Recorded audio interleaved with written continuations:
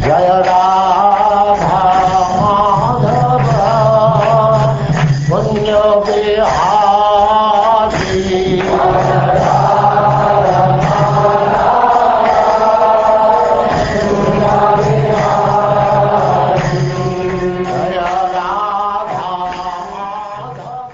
And now chapter 46, Uddhava visits Vrindavan.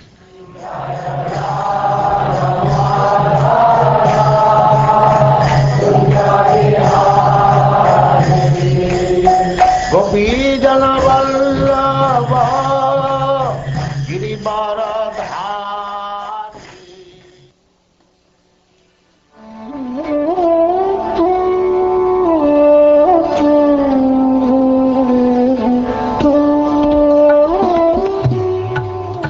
Shukdev Goswami said, "The supremely intelligent Uddhava was the best counselor of the Vrishni dynasty, a beloved friend of Lord Sri Krishna, and a direct disciple of Brihaspati. The Supreme Lord Hari, who relieves the distress of all who surrender to him, once took the hand of his fully devoted, dearmost friend Uddhava and addressed him as follows. Dear gentle Uddhava, go to Vraja and give pleasure to our parents, and also relieve the gopis suffering in separation from me by giving them my message. The minds of those gopis are always absorbed in me, and their very lives are ever devoted to me.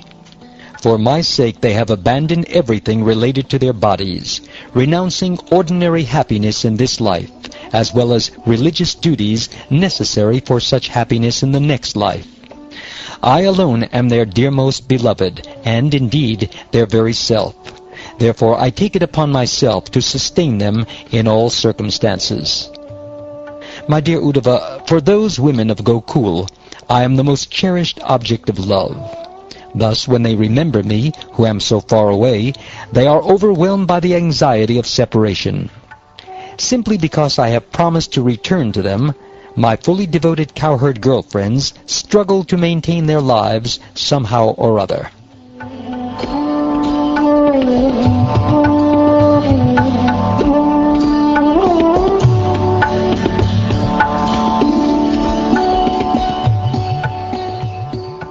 Thus addressed, O king, Uddhava respectfully accepted his master's message, mounted his chariot, and set off for Nanda Gokul.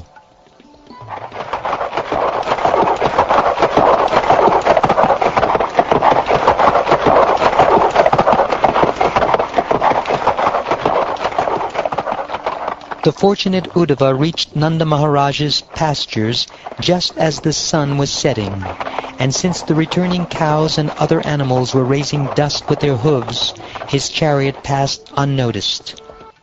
Gokul resounded on all sides with the sounds of bulls in rut fighting with one another for fertile cows, with the mooing of cows burdened by their udders chasing after their calves, with the noise of milking and of the white calves jumping here and there, with the loud reverberation of flute playing, and with the singing of the all-auspicious deeds of Krishna and Balaram by the cowherd men and women, who made the village resplendent with their wonderfully ornamented attire.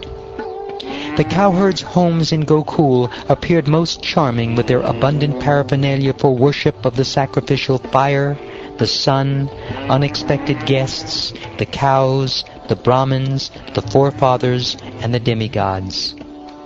On all sides lay the flowering forest, echoing with flocks of birds and swarms of bees, and beautified by its lakes crowded with swans, Karandava ducks, and bowers of lotuses.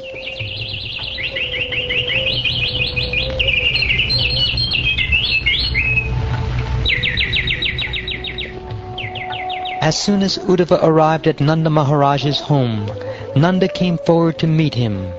The cowherd king embraced him in great happiness and worshipped him as none different from Lord Vasudeva. After Uddhava had eaten first-class food, been seated comfortably on a bed, and been relieved of his fatigue by a foot massage and other means, Nanda inquired from him as follows. My dear fortunate one, Does the son of Shura fare well, now he is free and has rejoined his children and other relatives? Fortunately, because of his own sins, the sinful Kamsa has been killed, along with all his brothers. He always hated the saintly and righteous Yadus. Does Krishna remember us? Does he remember his mother and friends and well-wishers? Does he remember the cowherds and their village of Braja, of which he is the master? Does he remember the cows, Vrindavan forest, and Govardhan hill? Will Govinda return even once to see his family?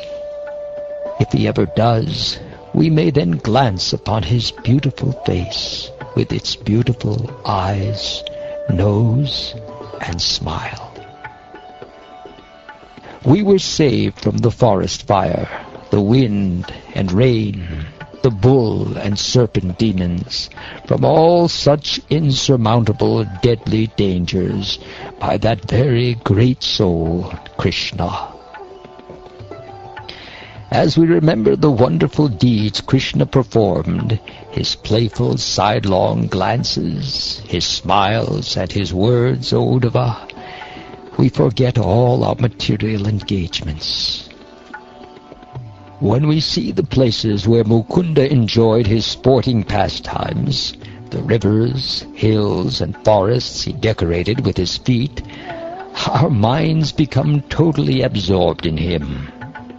In my opinion, Krishna and Balaram must be two exalted demigods who have come to this planet to fulfill some great mission of the demigods. Such was foretold by Garga Rishi.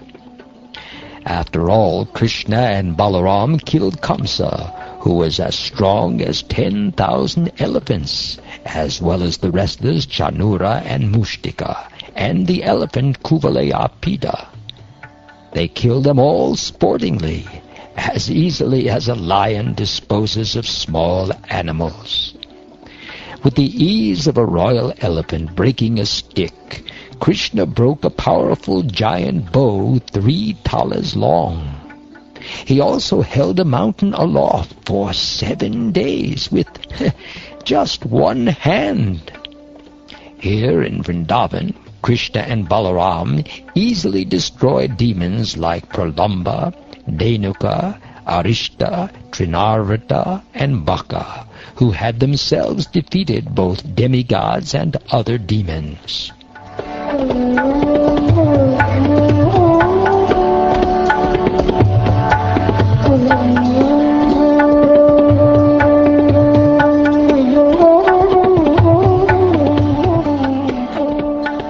Thus, intensely remembering Krishna again and again, Nanda Maharaj, his mind completely attached to the Lord, felt extreme anxiety and fell silent, overcome by the strength of his love. As Mother Yashoda heard the descriptions of her son's activities, she poured out her tears, and milk flowed from her breasts out of love. Uddhava then joyfully addressed Nanda Maharaj, having clearly seen the supreme loving attraction he and Yashoda felt for Krishna, the Supreme Personality of Godhead. He said, O respectful Nanda, certainly you and Mother Yashoda are the most praiseworthy persons in the entire world, since you have developed such a loving attitude toward Lord Narayan, the spiritual master of all living beings. These two lords, Mukunda and Balaram, are each the seed and womb of the universe, the Creator and his creative potency. They enter the hearts of living beings and control their conditioned awareness. They are the primeval supreme. Anyone, even a person in an impure state, who absorbs his mind in him for just a moment at the time of death, burns up all traces of sinful reactions and immediately attains the supreme transcendental destination in a pure, spiritual form as effulgent as the sun. You two have rendered exceptional loving service to him, Lord Narayan, the super soul of all, and the cause of all existence. the great soul who, although the original cause of everything, has a human-like form. What pious deeds could still be required of you? Infallible Krishna, the Lord of the devotees, will soon return to Vraja to satisfy his parents. Having killed Kamsa, the enemy of all the Yadus, in the wrestling arena, Krishna will now surely fulfill his promise to you by coming back. O most fortunate ones, do not lament. You will see Krishna again very soon. He is present in the hearts of all living beings, just as fire lies dormant in wood. For him no one is especially dear or despicable, superior or inferior, and yet he is not indifferent to anyone. He is free from all desire for respect, and yet gives respect to all others. He has no mother, no father, no wife, children, or other relatives. No one is related to him, and yet no one is a stranger to him. He has no material body and no birth. He has no work to do in this world that would oblige him to take birth in pure, impure, or mixed species of life. Yet to enjoy his pastimes and deliver his saintly devotees, he manifests himself.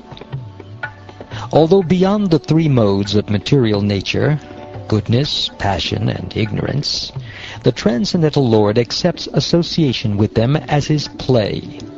Thus the unborn Supreme Lord utilizes the material modes to create, maintain, and destroy.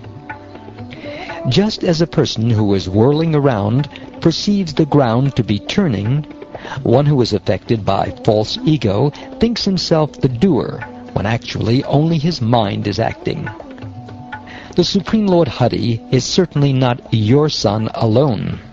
Rather, being the Lord, he is the Son, Soul, Father, and Mother of everyone. Nothing can be said to exist independent of Lord Achyuta. Nothing heard or seen, nothing in the past, present or future, nothing moving or unmoving, great or small. He indeed is everything, for he is the Supreme Soul.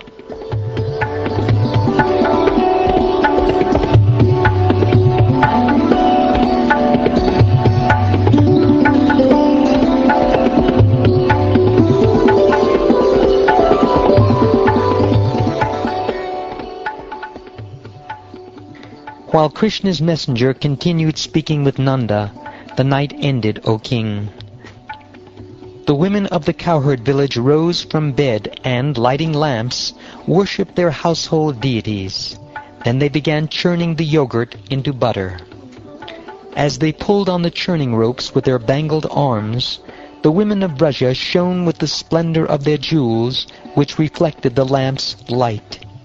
Their hips, breasts, and necklaces moved about, and their faces, anointed with reddish kumkum, glowed radiantly with the luster of their earrings reflecting from their cheeks. As the ladies of Vraja loudly sang the glories of lotus-eyed Krishna, their songs, blended with the sound of their churning, ascended to the sky and dissipated all inauspiciousness in every direction. When the godly sun had risen, the people of Vraja noticed the golden chariot in front of Nanda Maharaj's doorway. They asked, "Who does this belong to? Perhaps Akrura has returned, he who fulfilled Kamsa's desire by taking lotus-eyed Krishna to Mathura. Is he going to use our flesh to offer funeral oblations for his master, who was so satisfied with his service?"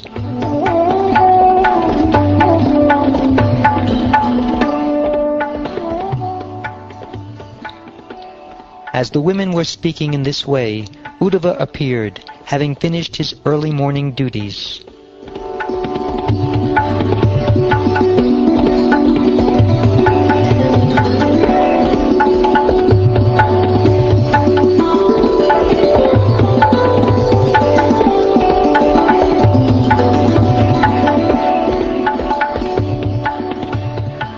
The Thus ends the 46th chapter of the 10th canto of the Srimad Bhagavatam, entitled Uddhava Visits Vrindavan.